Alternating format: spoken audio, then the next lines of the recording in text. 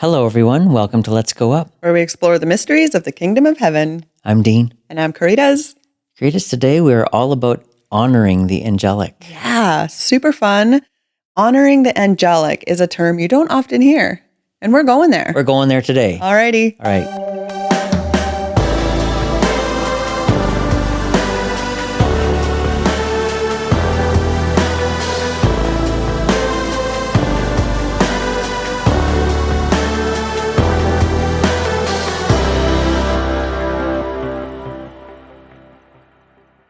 Okay, Dean, we're back. We are?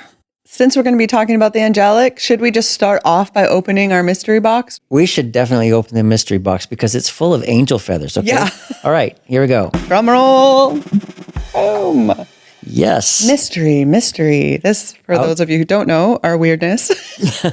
This is our little glass box full of dove feathers. When we had our first year of Let's Go Up, we had a dove visitor that came and just left behind some glorious little feathers. And over the years, you've often found feathers. I've found feathers whenever something angelic-y happened. Yeah, for sure. That's a word, right? Angelic-y. Angelic-y is a word. And so just throw some feathers in there. There we go.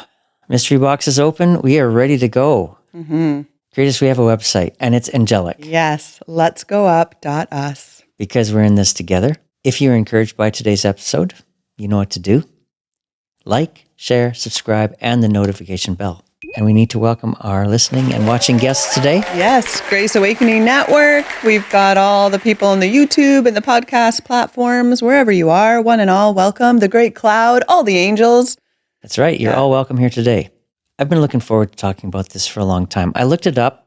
It was 2.5 years ago that we honored the angelic. It's been way too long. Way too long. Way too long. And you've recently had a reminder of that. Angels are kind. They'll give you a name sometimes that's easier to say. Yeah. Like I do that for people sometimes. Someone will ask me my name and you can tell when it's going to be too difficult for someone. So I'll give them a shortened version like Carrie or something. And your angel did that and told you to call him Beamer. Yes, Beamer. And there's something funny that happens when he's around, okay? Especially when I'm driving. So BMW cars, we call them Beamers, right? Yes. You know, the BMW logo. Yeah. That will show up everywhere. That's so good. Okay. And you had a little visitor a few weeks ago, a little child, and she couldn't say Dean. She called me Beam all weekend Beam. long. Yeah. There you go. So it only makes sense. So I've heard people who have had encounters with heaven talk about the moment when a soul is about to come to the earth and they get paired up with an angel. Ooh. And the connection between the two is crazy, incredible. Evidently, it's the greatest honor for an angel to be able to be paired up with a human. Not all of them get to do that. So it's like job promotion on steroids. Yes. And so at that point in time, they are taken to the earth. And for the time that the soul is alive on the earth, they're there helping with their life. Wow. Helping to protect them, guide them. That's so awesome because we often think of angels as so separate from us. But to realize that there's this angel that's been specifically paired to us and they're excited about it. Yeah. To be paired with this Son of God, this person that's made in the image and likeness of God, they get to be paired with them for that person's entire existence in this dimension. And there's a reason why it's so interesting for them to be paired with a human, because it does say there are things that they can't understand about our salvation. And so they get a first-hand look. Ooh, sneak peek. Yeah. Cool.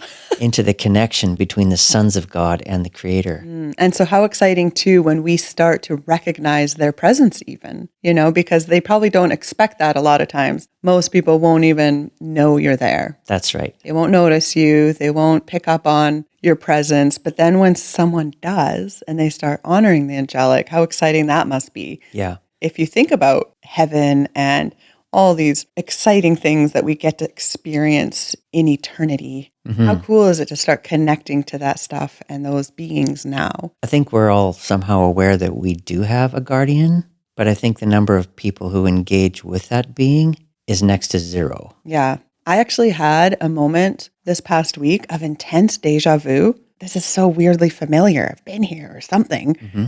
The first thought that came in my mind was, I wonder if this has something to do with the angelic. I wonder if the angelic's involved in deja vu. I'm not going to say I figured it out, but I was wondering, are you trying to show me something? I became more aware of what was happening around me, just in case. But yeah, I just wonder how many things in life are actually connected to angels and we don't even think about it. I think a lot of things are. In the last few months, I've started viewing the angelic in a completely different way, communicating even with the Father and with Jesus and with the other beings of light, because there are so many of them. We've spent the past couple of weeks talking about the spirit of wisdom, understanding, and prudence, and some of the other spirits before the throne, while you also have angels. And they're all part of the family of God. In the Old Testament, it says there was a time when the sons of God were singing for joy. And so oftentimes you find that language used to describe the angels, and we're also sons. We're all sons of the Creator. He's the Father of us all, and we're all part of His family. And so we're going to be spending eternity with these beings. Yeah. Why not start to get to know them now? Yeah. I know a lot of people would say, well, we're not supposed to talk to angels. They're afraid they're going to be deceived. There are verses that talk about people following the heresy of the doctrines of angels. It does say that the devil can disguise himself as an angel of light. Yeah. So there are things that we need to be careful of. One of these ancient texts, they were talking about Adam and Eve in this cave after they had to leave the garden. Yeah.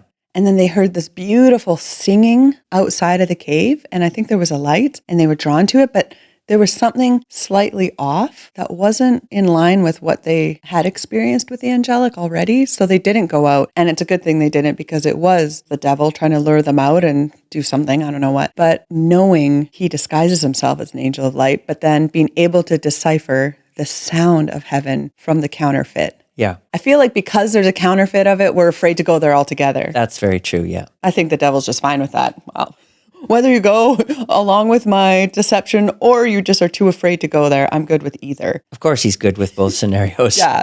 But why don't we just go there and be discerning? Yeah. Because we have been given a way to test the spirits if we feel like we need to. The devil disguised as an angel of light will not confess that Jesus came in the flesh. So if you really need to ask a question, go ahead and ask it. Yeah. I recently watched a podcast where somebody had met an angel somewhere and they asked that question. And the angel laughed and said, of course, Jesus came in the flesh. Yeah. So they're not offended by us wanting to be safe.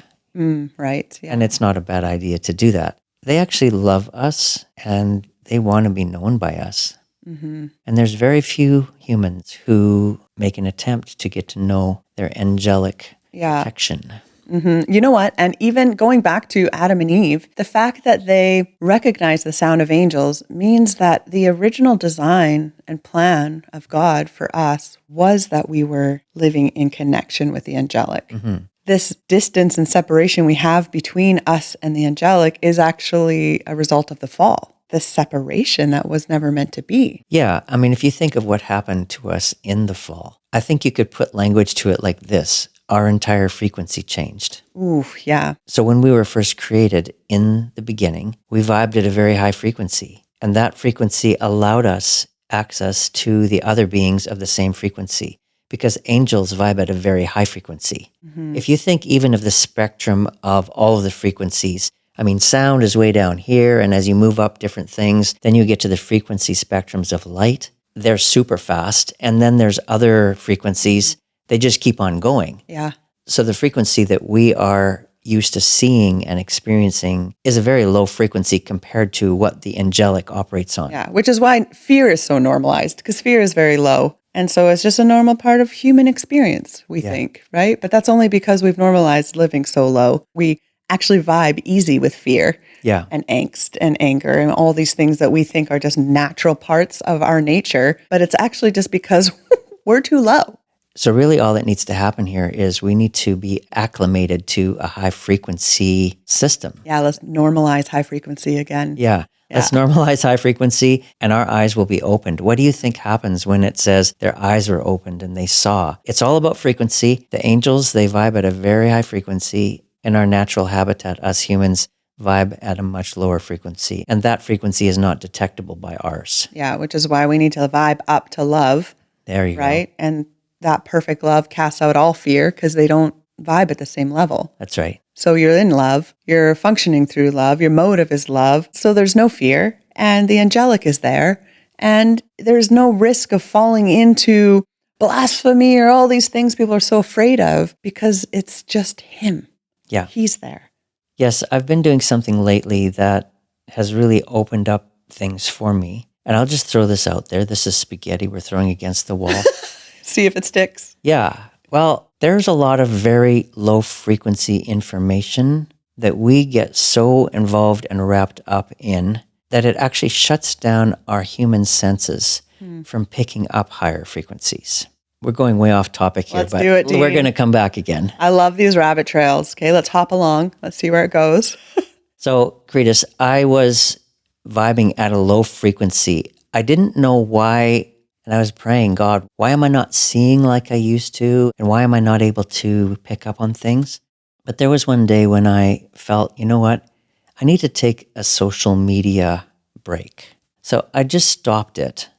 And this was almost a month ago, all right? And I haven't gone back to it because 2 days into this social media break, all of a sudden the realms were opened up to me again, okay? So all the noise and chatter just gone. Yeah. And then you could hear. So in the end, upon prayer and upon thinking about it, I believe what had happened to me is that it clogged up my senses. It clogged up my pores. Yeah, I need to clear those out. It clogged up the pores, it clogged up my hearing. If you're having trouble hearing, if you're having trouble seeing, consider what you are inputting into yourself. We get really wrapped up in stuff that we think matters that actually doesn't matter at all. I'm just going to put it out there. Politics don't matter. All of the stuff in the world doesn't matter. All the arguments, the left, the right, the center, the whatever, doesn't matter. It's irrelevant. It's all part of the fall. It's all division. We have been brainwashed into thinking it's normal. So sometimes just shutting it all out and asking Jesus, what are you focusing on? What matters to you? And all that other stuff isn't on his grid. Yeah. So, for example, the other day we were away down on a holiday and it was glorious and sunny. I'm sorry, Dean, it was pouring rain here for you. Pouring is an understatement. Yeah. Atmospheric river is what we had, Karitas. Imagine a river in the sky flipped upside down. That's right. That's what happened here. But yeah, so we were in our RV and we were at a little RV lot there on the beach and Nathan was packing up. We were getting ready to leave, my husband, and the family behind us, it was 4 adults, were sitting there and they started to converse with him. And when they found out we were Canadian and they were American, immediately they start talking politics. And asking him all these questions and trying to go there. And he's like, I don't even think about it. Yeah, well, and they start justifying the politics and the division and this and that. And he's just, I honestly don't even think about it. It's not on my radar. And then they just sat there, completely blank stare, as if they were looking at an alien from outer space. Like you would laugh if you saw the stare, just like you had never met a person that wasn't excited or eager to talk about politics or division or issues or drama, just God. Like he said, we're all just children of God. We're all the same. He loves us all equally. Blank stare. One of them, though, the older lady was like, wait, you're right. Yes. It's like this awareness hitting her. Like only 1 out of the 4.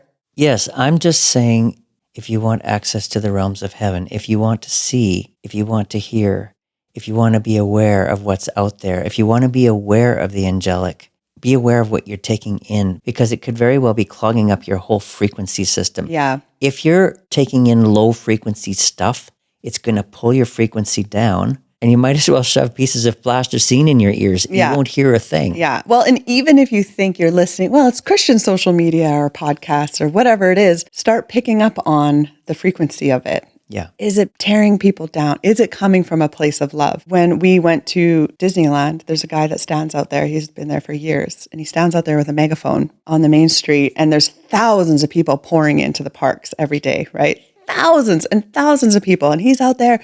Do you know where you're going when you die? Do you know where your soul will be? Honestly, the feeling I get the moment his voice hits my ears is just ick. It's not a high frequency. It's very low. It's very fear-based. It's very accusatory and angry. If it's not love, if it's not because you so love these people walking into this park, you're doing more harm than good. Mm-hmm. What we project matters. The motive that we project it with matters. Yeah. And what we take in matters. I've said it many times that Jesus came during the most oppressive political time almost in history. Right. And he ushered in the greatest redemption of mankind right in the middle of the most oppressive regime. So don't tell me that it takes a free country for the kingdom of heaven to advance. The kingdom of heaven can advance in the most dire circumstances. The kingdom of heaven advancing doesn't depend on our democracy. And so all the things that we care so much about and are so wrapped up in and up in knots about, I'm just saying it's only tying you up inside. Yeah. It's only blinding you, and it's only killing your ears. Today we're talking about honoring the angelic. There are a lot of people who want to see an angel or maybe experience the angelic in some way. Be careful that you're not pulling your frequency down so low that you don't have a chance. Oof, yeah. Like if Jesus wasn't vibing at the frequency you're at, you're not meant to be there either. That's right. Oh, so good. Okay, Dean, I was literally last night just like writing this post-road trip. Post-road trip, okay. Countries, borders, politics, national pride, even various languages. It's all just a result of the fall. It's all just a form of division that God never intended for our lives. Jesus brought to light the refreshing reality of union, oneness, kingdom living, and he introduced a citizenship from above, where in him we are all one. In him we live and move and have our being. Where in him no one matters more and no one matters less. Where the ecclesia governs. Where love reigns, compassion and selflessness illuminate our lives, where joy is the atmosphere, where we see the divine image in everyone, and where love is the motive behind every thought and action. There are a lot of man-made things and ideas that are far from the heart of God. The second we start thinking that our country, or our church, or our denomination, or our race are better than another, we're thinking apart from him, because Jesus paid the same price for every person. I never want to normalize any mindset or any belief that wasn't seen in Jesus or normalized in him, ever. Looking at things in this world, we'll miss seeing heavenly realities. We'll miss eternity. We'll miss the angelic. Yeah. Right? Countries separate people. Denominations separate people. Languages separate people. We were never originally meant to speak different from one another. Even in Iceland, a lot of the people of Iceland are so upset that the language is starting to dilute and weaken because there's pride in it. But look at Babel. Languages only came because of the fall. Yeah. And so the love of God is what unifies. And this is the whole thing, Colossians 3. Since you are raised with Christ, Jesus, seek those things which are above where Christ is seated. But the world can't understand that, right? So anyways, total rabbit trail, but tied into what we were saying. That's okay. It's all necessary because we want to know the supernatural. We want to travel the cosmos. We want to go places. I don't know how many people I've met who say, I want to see an angel. Right. Well, the thing is, you probably could, but you might be feeding yourself with the wrong things and it's clogging you up. Ooh, yes. And so you might have to make some choices. You might need to limit what kind of media that you are absorbing. Right. And become aware of how much of your focus is going to something, even if it's a personal issue you're going through, maybe a health thing that's going on. What I've noticed recently is what matters more than why this is happening to me or the path God wants or what I should do. I feel like what matters more, and this is what the Spirit's been telling me a lot, is how much are you actually even thinking about this? How much attention is it getting? Because I know it's not from God, and now your focus is all on this thing that shouldn't be happening. Or it's like, okay, this shouldn't be happening. I'm aware that's not from God, but then refocus everything onto the Father. I don't know. It's just a focus thing. Yes. Right? What am I fixing my eyes on? My issue, the sickness, this problem, this thing over here, or him? This thing is still here, but now it's minimized so small because you're looking at him. You're looking at truth, and you're resting in that place. Not saying this doesn't exist, because I think people think that. Are we supposed to say this doesn't exist? Are we not supposed to have feelings or emotions? It's just, they get such a backseat. Yes, I use the language density. Ooh. Okay, so Earth is a very dense experience. People who have had experience in the eternal realms will say how light it is and how free of all of the anxieties, how clear the thought is, how clear the vision is, how clear the hearing is, to the place where you can communicate even telepathically. You can pick up on somebody's thoughts. Like us today with wearing our double striped shirts without even trying. Okay, Dean?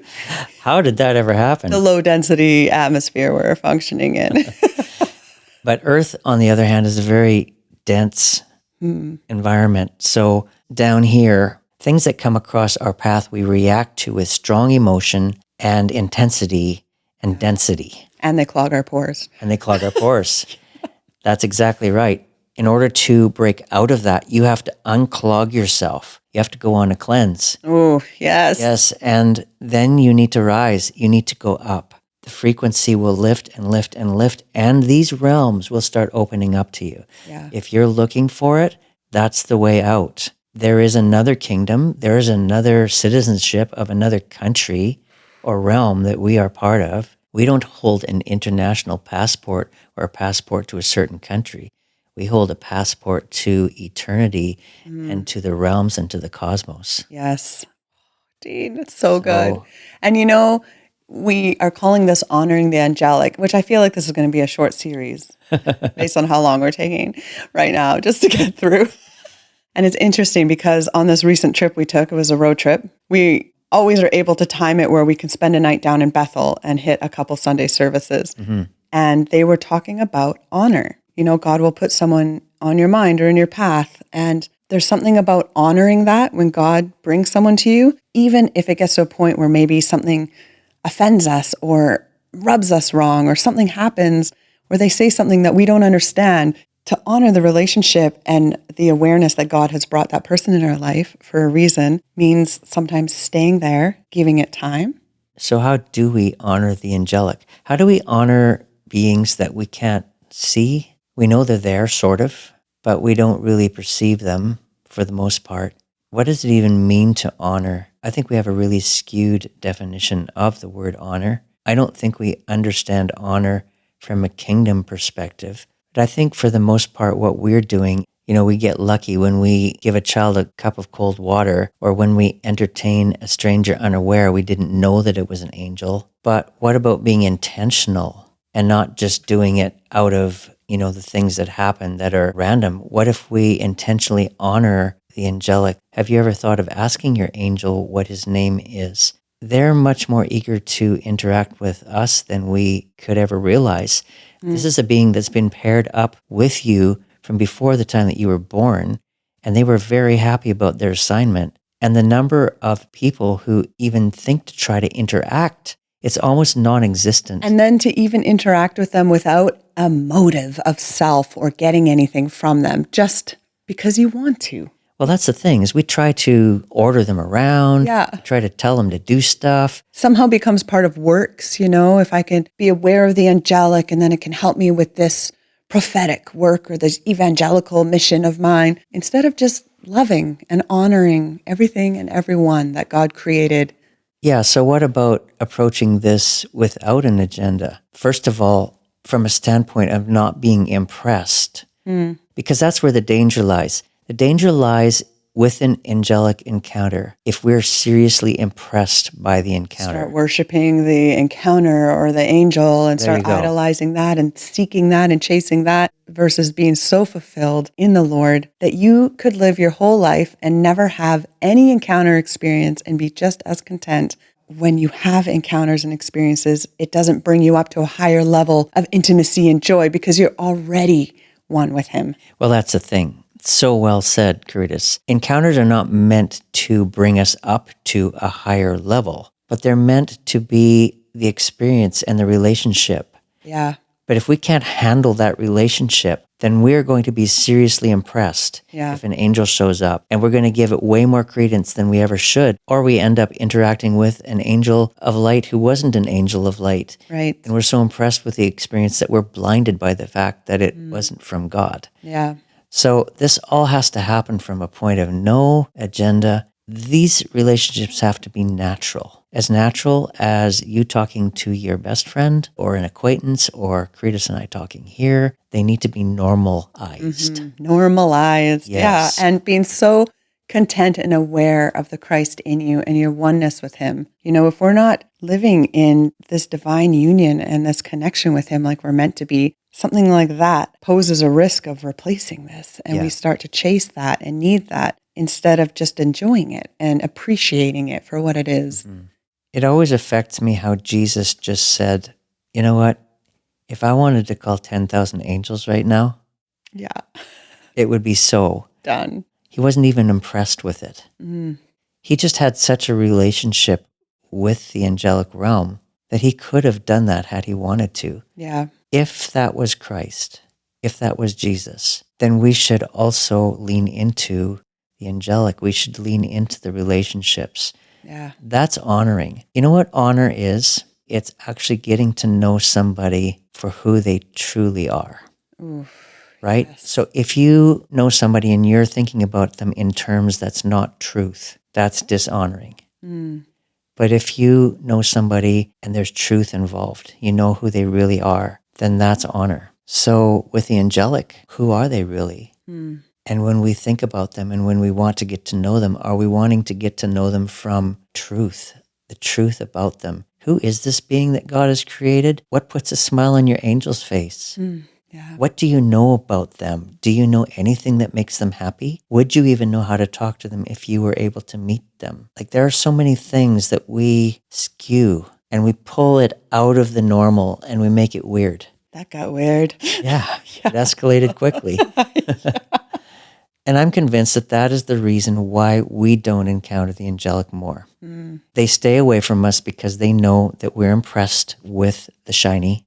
Yeah. And they know there's danger of us getting off into strange territory, starting to create weird thoughts and doctrines. So they withhold. Mm-hmm. And if we're tied to this realm and we're distracted by the things of this realm and we're occupied by it and thinking of it, we're not going to hear them clearly anyways. You're right. And so we're going to perceive things incorrectly. And so almost to protect us, I think, Yes. they're like, okay, until you're ready to let that go, we can't fully engage with you because we love you. Yes. Karitas, there's going to be a part 2. We're already out of time.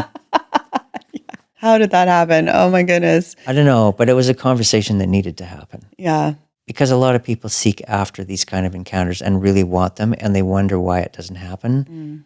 And there are reasons, and there are also dangers that can happen if you approach it with the wrong heart. Yeah. And the thing is, we need to remember they love us and God loves us. And so they're not withholding out of a grudge or we're not good enough or unworthy. It's protection and His love. Exactly. Yeah. We need to recognize, okay, if I'm not encountering this relationship that I want, there must be a reason. God's not just like playing hide and seek and, maybe, maybe not, you got to work for it. Did you earn it? He doesn't have that motive behind His dealings with us as a father. It's, you're not ready yet. Yeah. It's all about frequency. Oh, so good. All right, Karitas, next week we shall continue. We shall continue. There are many different angels, different types of angels. Jesus encountered angels, and He showed us how to live on this earth as children of God. So it should be a normal part of our life, and that's where we're going to go. See you next time. Bye. Yeah, bye.